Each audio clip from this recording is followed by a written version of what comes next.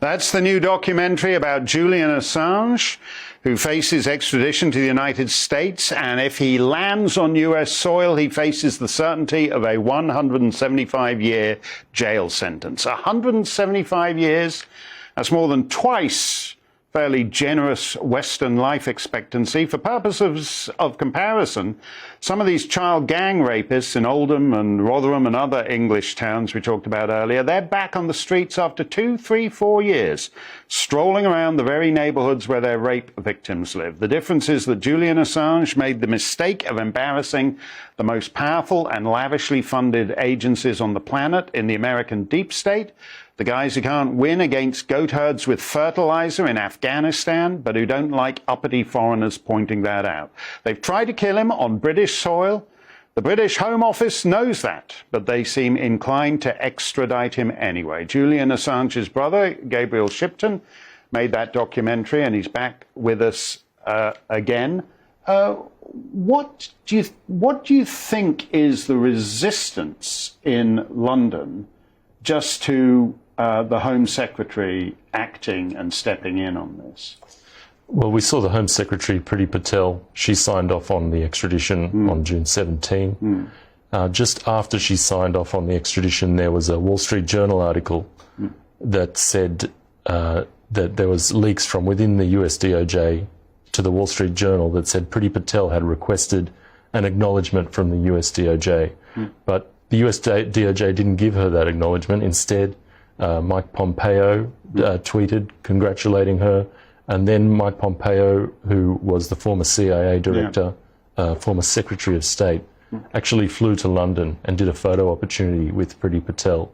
And Priti Patel put that on her Twitter as a sort of proud moment. So I think from that, Mike Pompeo is the man who was in the CIA when those plots to murder Julian were happening, those plots to kidnap Julian. So I think you can see the sort of connection there between Pompeo and Priti Patel, quite obviously. Your brother is an Australian. He owes no allegiance to the United States government. This is, to me, a fairly massive jurisdictional. If the crappy old American deep state can't keep its secrets, that's on them. That's not on miscellaneous Australians or Slovenes or Uzbeks or whatever who owe that government no allegiance. Are you disappointed at the left-wing press, both here and in Australia and in the United States, not actually seeing this for the outrage it is? Yeah, I think they have to take a long, hard look at themselves and say, what can be done here? This is a threat against their power. This is a threat against, journalism, a threat against free speech. Any of their journalists this could happen to them, their publishers, their editors. This precedent could be turned on them. So I think they need to take a long, hard look and figure out, this is actually a threat against us, and we have to come with a full-throated defence of Julian Assange, because if it can happen to Julian, it can happen to any of them. Yeah, and essentially, if the New York Times had done which it has done, if it gets a big bunch of stuff leaked to it and it puts it on the front page, nobody wants to throw the New York Times editor in jail for 175 years. That's right. The New York Times published the exact same material.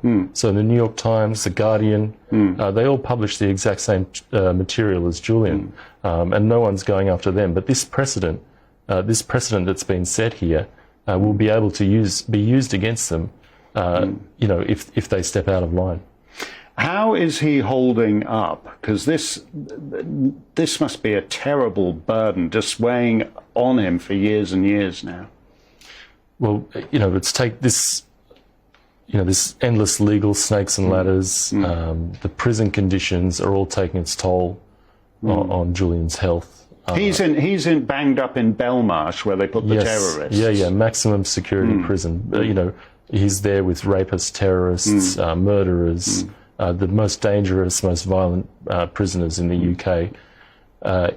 He's been there for 3 years, not convicted of anything. He's a remand prisoner. He's been held solely at the request of the US DOJ. Yeah.